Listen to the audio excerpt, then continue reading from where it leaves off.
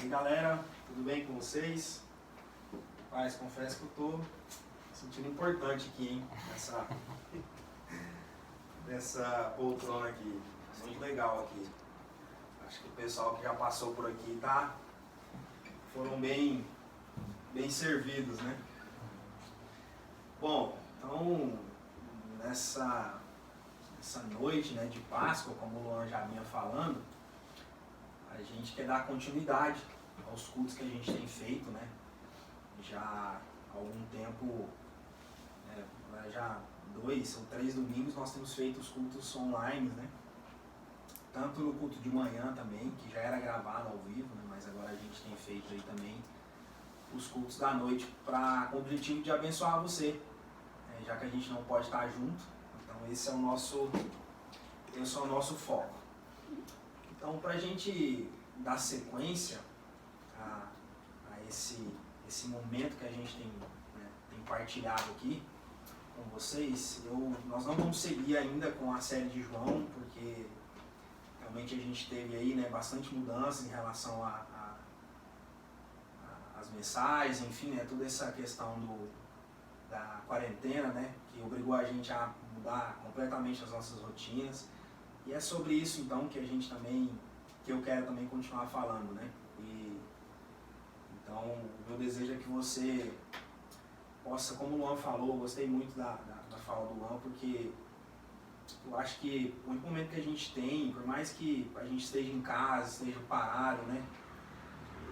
De certa forma, a gente não está tranquilo, a gente continua, né, correndo, alguns trabalhando em casa, outros buscando os meios também, né, para trabalhar, para fazer algumas coisas, para agilizar, às vezes ganhar uma renda extra, alguma coisa. Alguns perderam seus empregos, né, alguns estão realmente passando por momentos bastante difíceis, né. Mas eu acredito que esse é o momento que Deus dá a oportunidade para mim e para você, para que a gente consiga realmente tirar um tempo, né, para descansar, para ouvir a voz dele, partindo do princípio que, através da palavra dele, que é a Bíblia, ele fala com a gente. Então, para isso, eu quero que você já abra aí a sua Bíblia em Marcos, Evangelho de Marcos, capítulo 2, do versículo 1 ao 12 que a gente vai ler, mas a gente não vai ler agora. Eu quero primeiro, enquanto você abre aí, eu compartilhar algo interessante com você, que aconteceu comigo. Algumas das pessoas que já caminham com a gente há algum tempo, já sabem disso, né? Acho que a galera dos jovens também, mas eu acho que é muito interessante relembrar, porque isso traz pra gente uma reflexão, né, a respeito do que a gente vai falar aqui. E para quem gosta de anotar, né, o tema da mensagem, para quem gosta de realmente anotar e para depois estar fazendo estudo, enfim, estar acompanhando, né? Porque como a gente faz os estudos aqui, mas muitas vezes não dá para a gente ser tão profundo por questões de tempo, enfim. Então a gente vai ler o Evangelho de Marcos daqui a pouco, capítulo 2, versículo 1 ao 12. É esse texto que a gente separou para refletir hoje.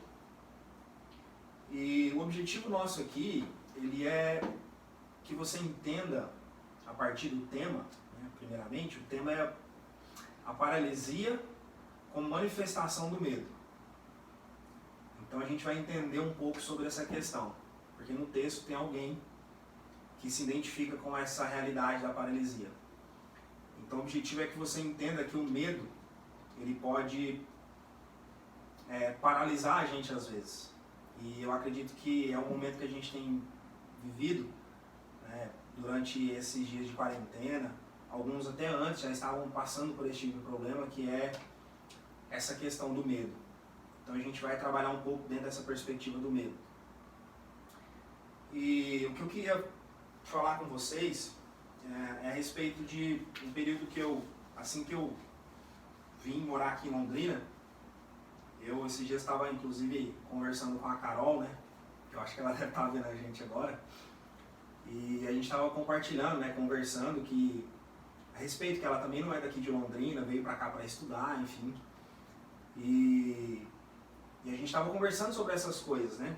Como é difícil a gente sair muitas vezes de um lugar distante, né? Vir de outro lugar para alçar novos voos, né? Para realmente buscar um meio de você, às vezes alguns profissionais, outros ministeriais, né? Enfim, mas diversas pessoas fazem isso o tempo todo e isso gera em nós medo, incerteza, dúvidas, né, a respeito do nosso futuro e até mesmo a respeito do que a gente está vivendo hoje. Então, quando você está naquele momento que você decide realmente ir para você sair do lugar onde você está, do seu conforto, muitas vezes da sua casa, e você decide muitas vezes por necessidade ou porque você realmente, quando digo necessidade, você realmente precisa, né, às vezes em busca de uma coisa profissional, né, por exemplo, de um trabalho, né, você às vezes sai de um estado para o outro porque você não consegue arrumar emprego no seu estado, por exemplo. Enfim, nós temos diversos motivos aí que você pode citar para que você identifique essa realidade. Mas é uma coisa interessante que aconteceu comigo quando eu vim. Eu tive bastante medo, né? Tive bastante medo do futuro, medo do que ia acontecer, e isso me gerou, de certa forma, um grande transtorno, né? Inclusive, como eu já falei para alguns, eu fui parar no psicólogo, né? E uma das coisas assim que é muito importante dessa situação que eu vivi é que a psicóloga ela me perguntou uma coisa interessante. Ela falou assim: cara, o que foi que te gerou medo? O que aconteceu que você de repente começou a ter medo? Porque quando eu contei um pouco também a história para ela, eu nunca fui uma pessoa que tive medo. Mas eu acredito que existem situações na nossa vida que mexem com a gente e tira a base, né, da nossa vida, ela tira realmente a estrutura da nossa vida. Às vezes a gente está firmado em algumas coisas e que às vezes não é Cristo. Pode acontecer, às vezes a gente não está firmado em Cristo totalmente, e isso são coisas que podem levar a gente a realmente a balançar, né? Se a nossa base, nosso sustento não está firmado em Cristo, então isso pode acontecer, a gente dar uma bambeada. E mesmo às vezes você estando firmado em Cristo, isso também pode acontecer, porque você é um ser humano, isso é normal. Então, ela me perguntou isso mexeu comigo. Então isso me fez relembrar de um tempo no qual eu vivia que eu não tinha medo. Então isso foi o que trouxe, né, à minha memória o que eu precisava para seguir em frente. E me ajudou bastante. Então hoje eu quero que você realmente entenda isso, né? E para a gente iniciar, eu acho que é um fato inegável, né, que a gente tem vivido dias difíceis, né? Nós temos vivido dias que são realmente horríveis para alguns. E muitos de nós têm se afundado no medo. Essa é uma grande realidade. Medo de viver o presente, viver o hoje, né, como eu estava falando, de viver o amanhã, enfim. A gente vive com medo e preocupado com o que ainda está por vir. E o que tem acontecido é que a gente tem desperdiçado os nossos dias com medo do futuro. A gente não tem vivido o nosso dia de hoje com qualidade, porque a gente vive com medo. Essa é uma realidade que tem alcançado, me alcançou, alcança todos nós, e acho que cada manhã, todos os dias, tem batido a nossa porta, com tantas incertezas, né? E eu acredito que não há nenhuma normalidade nisso, não há nenhum problema nisso, porque eu acredito que isso faz parte da nossa vida como ser humano, né? Você sentir medo, ter alguns sentimentos como desespero. Eu acredito que isso, em alguns momentos da vida, isso nos alcança de alguma forma. Porque nós somos humanos, e seres humanos sentem, são de carne e osso, têm fome, têm sede. Seres humanos têm desejos, têm necessidades. Seres humanos têm necessidades das mais básicas e secundárias até as mais urgentes e prioritárias. Essa é a realidade da nossa vida. Essa é a vida de todo, principalmente do brasileiro, né? Porém, o que eu quero falar com vocês, que a grande dúvida que surge e eu acho que essa dúvida não quer calar dentro de mim, eu acredito que às vezes você pode fazer ela também, por que nós sentimos medo então? Por que o medo ele tem esse efeito de paralisia, né? De paralisar a gente muitas vezes? Por que o medo ele gera essa barreira, né, que prende a gente de muitas vezes não é só questão de viver o hoje também, mas impede a gente de ter esperança, impede a gente de ver uma vida no futuro, de enxergar o futuro com esperança, né? Então a gente vai refletir um pouco sobre esse texto e talvez você possa dizer que você não tem medo. Você pode dizer talvez que o medo não te paralisa. Que bom, eu fico feliz por isso e essa mensagem também é para você, para que você seja desafiado, já que você não se sente assim, desafiado a encorajar e a abençoar as pessoas que têm medo, as pessoas que estão passando por algum tipo de problema desse. Então, é importante que a gente saiba, mesmo que você não tenha isso, é importante que a gente saiba que existem pessoas que estão se afundando a cada dia nos seus medos. E alguns chegam a ficar doentes por conta disso. Doença de verdade, né? As pessoas ficam extremamente doentes e chegam a isso afetar o físico da pessoa, né? Então é algo bem sério. Então pensando nisso, eu quero convidar você a fazer um passeio pela história, né?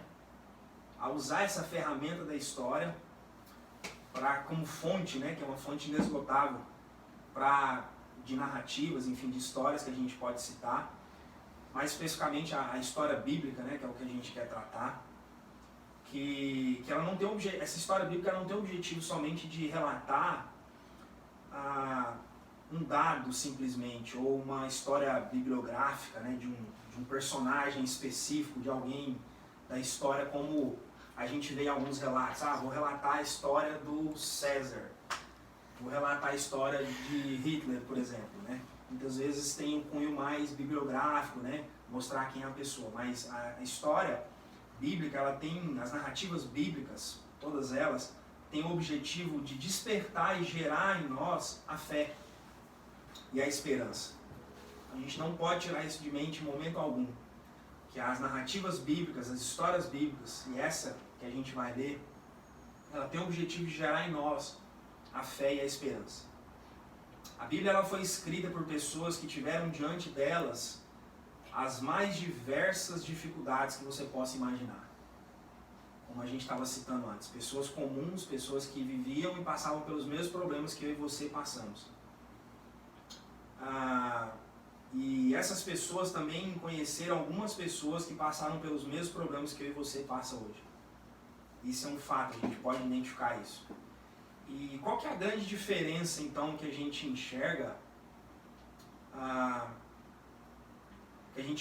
nessa situação? A diferença da narrativa bíblica para a gente hoje é que essas pessoas que enfrentaram esse tipo de problema que eu e você enfrenta hoje, elas tiveram as respostas para suas queixas e para os seus problemas.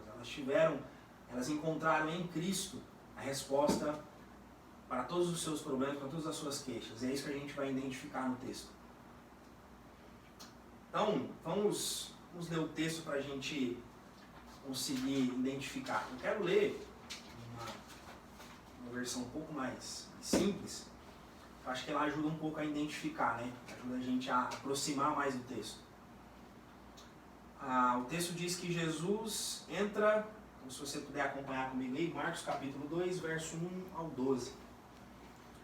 O texto diz o seguinte: Jesus ele entra novamente em uma cidade denominada Cafarnaum, com o objetivo de ensinar a palavra. Diante disso, logo correu a notícia de que ele estava ensinando. Logo muitas pessoas foram para ali, a fim de ouvi-lo. As pessoas foram ali para ouvir Jesus falar.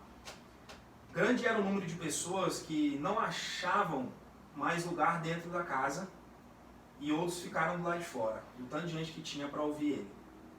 Dentre estes, essas pessoas que estavam ali, os quais foram ouvir Jesus, havia 4 homens que consigo traziam um paralítico, com o intuito de apresentar este doente a ele. Devido à multidão de pessoas, não fora possível passar pela porta da casa. Sendo assim, buscaram outro meio para conseguir chegar até Jesus. Fizeram um buraco no teto, né? Foram até o terraço da casa, fizeram um buraco, desceram o homem paralítico na sua cama, atrelado à sua cama, né? Ou seja, ele estava deitado. E quando eles desceram o homem, Jesus, observando a fé daqueles homens e o esforço que eles fizeram para ganhar a atenção dele, disse ao paralítico: Filho, os seus pecados estão perdoados. Porém, havia naquele lugar escribas que, ao ouvirem essa afirmação de Jesus, começaram a argumentar uns com os outros e a defenderem a seguinte ideia: quem pode perdoar pecados senão Deus? Entretanto, Jesus disse: por que vocês estão criando alvoroço entre vocês?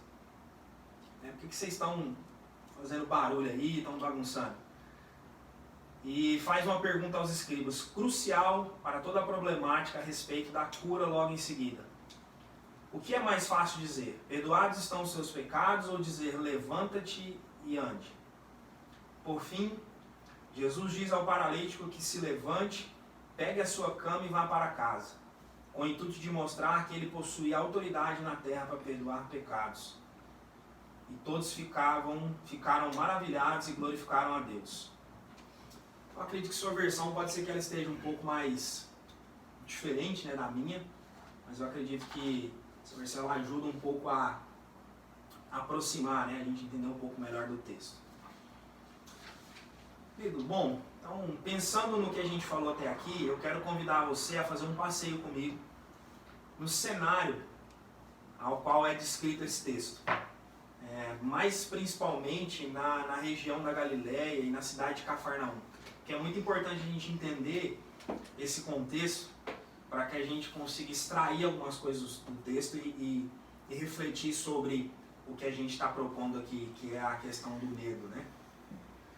Como que a gente vai se comportar diante disso.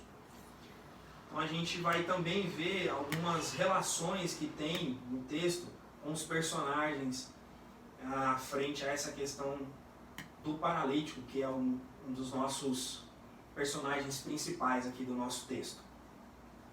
Bom, primeira coisa importante da gente identificar aqui no texto é que a região da Galileia, e mais especificamente ali na cidade de Cafarnaum, ela se situava mais ao norte, né, ali de Israel, enfim. Ela possui um cenário muito importante, né, na narrativa, porque a maior parte daquela população eram feitos de pessoas que não eram judias, né, não eram judeus e nem judias, não eram mulheres judias também. Eram feitos de pessoas que eram egípcios, árabes, fenícios e gentios, gente de toda a parte. Esse território era bem populoso, tinha bastante gente, né? Então havia muitos trabalhadores nessa região.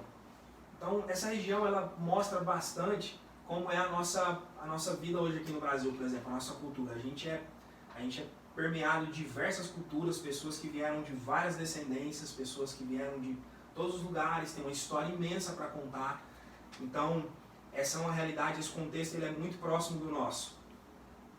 E algo interessante também que a gente precisa identificar aqui nesse contexto, é que os habitantes desse local eles eram mal vistos pelos judeus, pelo fato de que o povo que estava ali era um povo misturado em sua essência, não era um povo puramente judeu, né? E como eles não eram uma raça pura, né, como o judeu gostava de denominar dessa forma, porque um povo ele só pode ser considerado puro, né, se eles casam entre si. Ou se eles não se casam entre si, não tem como você, se você não é do mesmo povo, da mesma nação, não tem como você falar, essa pessoa ela é realmente uma pessoa pura, né, no sentido dessa questão de você pertencer a um lugar. Então, esse território, ele foi essa teoria, né, de pureza, enfim, de você ser de uma raça pura, ela foi criada pelos judeus que foram para a Babilônia, que não foram para a Babilônia, os que ficaram, né, na época do cativeiro, aí entra já uma questão mais histórica. E justamente porque os que não foram levados no cativeiro, depois que Deus propôs a libertação para eles, que eles voltaram, né, eles foram libertos e tiveram a oportunidade de voltar para Israel, eles foram para essa região ao norte, fica um pouco mais distante em Jerusalém, porque ali em Jerusalém já tinha esse povo que era considerado puro. Então eles foram para uma região mais distante um pouco. Então ali, nessa região, tinha diversas pessoas que é bem próximo da nossa realidade. E aí eu pergunto para você que está me ouvindo, e é uma pergunta para a gente refletir junto, será que eles foram bem recebidos quando eles voltaram para a sua terra? Será que eles foram bem acolhidos, conforme inclusive a lei indica que a gente faça, que a gente acolha o estrangeiro, independente de qual lugar que ele seja, de qual etnia que ele seja? Será que eles foram bem recebidos por esse povo? Eu posso dizer para você que é bem claro que não, né? A gente consegue ver que toda a narrativa bíblica ela vai mostrar para a gente que eles não foram bem recebidos. Então, um último dado muito importante para a gente entender aqui é que 95% dessa média, né, dessa população que vivia ali eram pequenas vilas, né, e eram pessoas muito pobres e que tinham grande dificuldade na sua alimentação diária, por exemplo, né? Questões como comida, por exemplo, eles não tinham acesso, né? Isso tudo também se dava pela dominação romana, né, que oprimia a maioria deles com impostos e cargas tributárias além do normal, enfim. Então você tinha diversos fatores que atrapalhavam eles para que eles pudessem realmente viver realmente uma vida mais tranquila, né? Então, por conta dessa dominação do Império Romano, eles sentiam muito medo, porque era um povo muito... Os romanos eram um povo muito agressivo, né? Um povo muito violento. Um povo que eles não mediam muito as paciências para poder entrar no lugar, enfim, para dominar um território e fazer as coisas. Então, eles entravam, se tivesse que matar, eles matavam, se tivesse que fazer qualquer tipo de atrocidade, eles faziam sem medo algum, sem problema algum. E isso despertava um grande medo nas pessoas, porque era muito grande a opressão, muito grande a injustiça, e eles não conseguiam reagir, porque eles não tinham o mesmo poder de arma, né? Enfim, e também até mesmo de força, né? De exército. E por conta disso, isso foi gerando o medo nas pessoas que viviam ali. Então, além das injustiças, das opressões, tudo que eles viviam, eles sentiam muito medo dos romanos, né? Por conta dessa questão. Então a gente consegue identificar aqui, nessa parte, através desse contexto que eu brevemente aqui resumir para vocês, que isso foi um dos motivos que gerou o medo nas pessoas naquela época, né? E que gerava as pessoas, que fazia com que as pessoas ficassem doentes e tudo mais. Então, agora eu quero convidar você a refletir comigo e se fazer a seguinte pergunta: será que parece ou tem alguma semelhança com o nosso contexto de hoje, essa realidade? Será que passando pelos mesmos problemas que as pessoas viviam naquela época, será que a gente tinha essa mesma, será que a gente pode identificar isso? Será que as pessoas tinham motivos para terem medo? Então acredito que essa é uma grande pergunta que a gente pode fazer aqui para a gente refletir. Então, pensando nisso, vamos refletir agora nos personagens, né, que a gente acabou de ler nessa história aqui, e a gente acabou de entender esse contexto também. A gente pode verificar, eu quero te fazer na verdade um apelo, né, um desafio, para que você tente se identificar em algum desses personagens que a gente vai citar aqui, para que você faça uma autoanálise, né, para que você realmente observe e verifique se você se enquadra em um desses personagens. O primeiro personagem que a gente consegue identificar no texto é Jesus, é claro. E Jesus ele tem algumas características muito peculiares, né, muito importantes aqui que a gente pode ressaltar no texto, é que Jesus ele decide voltar para casa, porque provavelmente talvez ele estava cansado, né? O texto anterior vai mostrar que ele estava nos povoados vizinhos pregando, então ele decide ir para aquele local. Porém, depois de alguns dias ele volta para casa. Jesus, quando ele chega em casa, a gente vê que o povo chega ali já para poder ouvir ele, né? E o mais interessante é que tudo indica que Jesus ele estava cansado, né?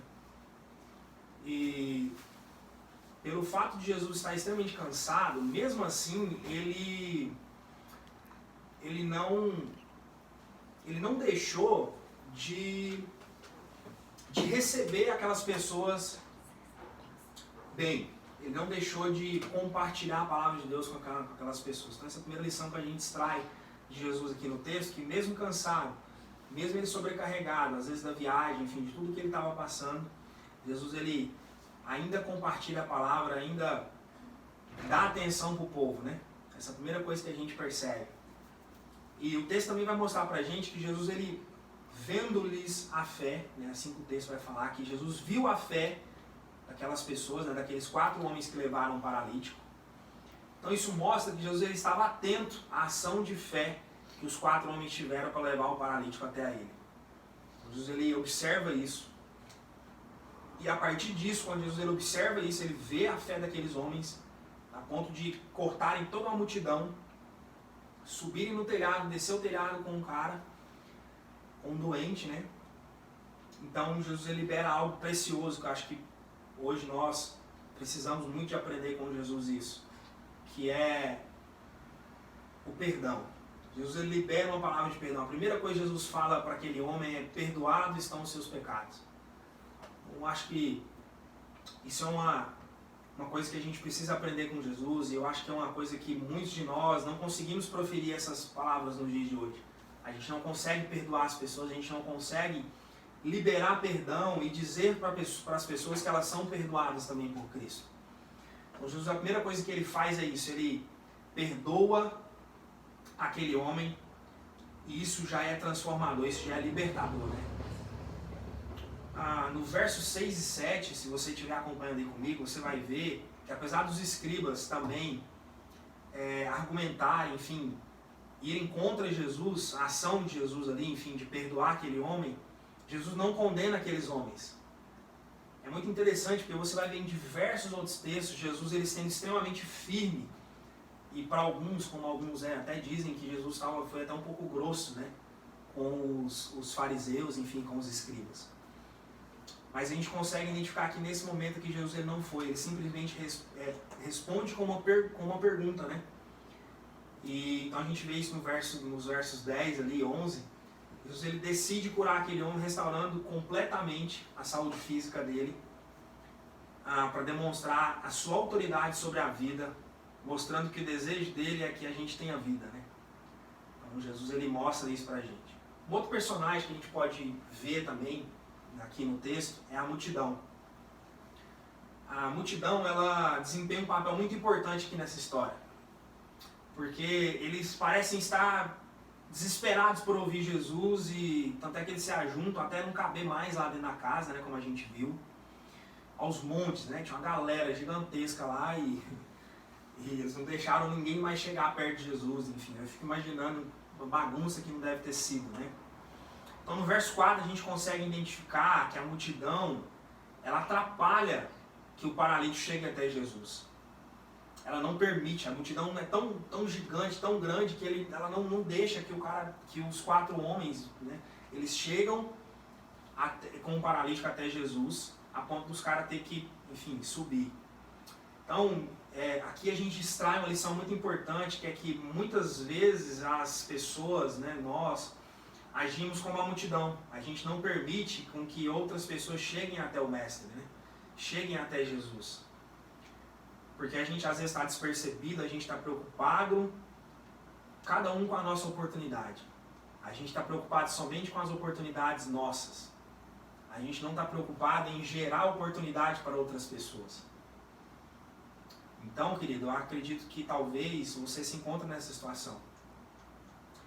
E a gente não se importa, né, se existem outras pessoas que também precisam de um milagre, que também precisam de uma cura, de um perdão, de redenção, de perdão, e pessoas que se encontram na mesma situação do que nós, né? Porque se todos estão ali para ouvir Jesus é porque estão precisando de alguma coisa, mas existem outras pessoas assim também. E um outro personagem muito interessante que a gente consegue identificar, personagens na verdade também aqui, são os ajudadores, né? São os que ajudam o paralítico a chegarem até Jesus pelo teto. Eles são os responsáveis por levar ele até lá, E é interessante que eles fazem um esforço descomunal, porque você imagina você pegar um paralítico, né, uma pessoa que está deitada na sua cama, independente se essa pessoa é leve ou não, você pegar essa pessoa, levar ela, atravessar uma multidão, e você subir um telhado, subir uma casa e descer um cara por um buraco que você faz ali e tal. Imagina o trampo que não deve ter dado isso, né? A canseira que isso não deve ter dado. Então eles fizeram um esforço descomunal. E é isso que chama a atenção de Jesus. Jesus considera isso como fé, essa ação dele. Jesus, vendo-lhes a fé, Jesus vai então e decide curar aquele homem. Porque ele viu a fé não do paralítico, ele viu a fé dos homens que levaram ele. É isso que o texto nos mostra. E então a gente precisa de identificar, de entender isso. Que eles fizeram um grande empenho para ajudar esse homem a chegar até Jesus.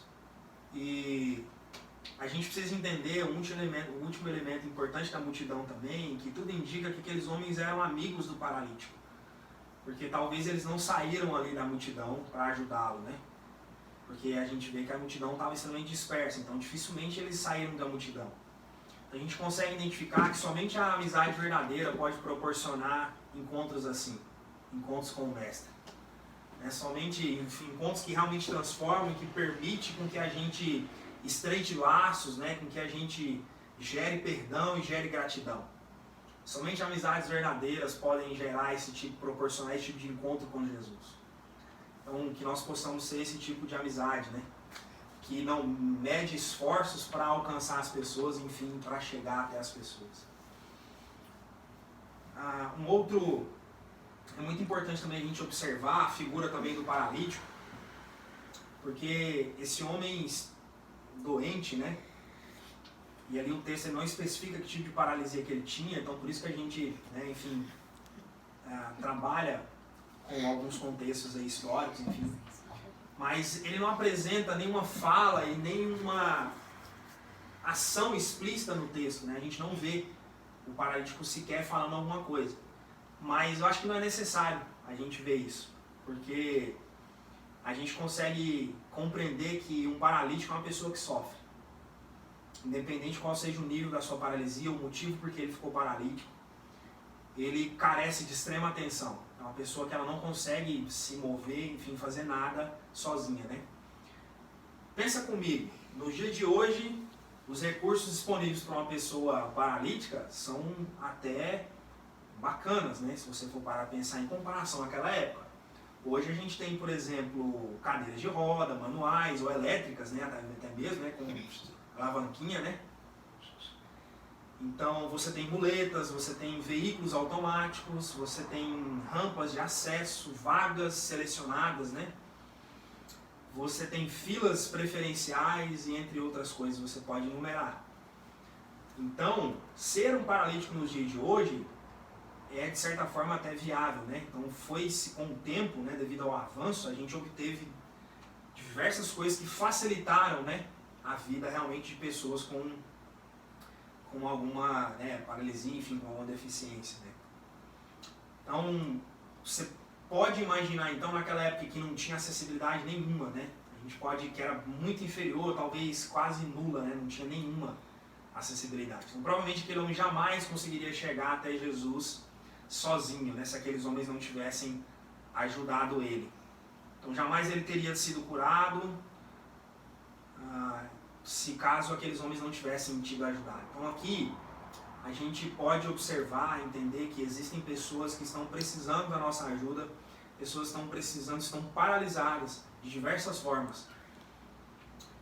E pessoas que estão precisando que a gente se mova e não mece esforços realmente para alcançar essas pessoas, para facilitar a vida dessas pessoas.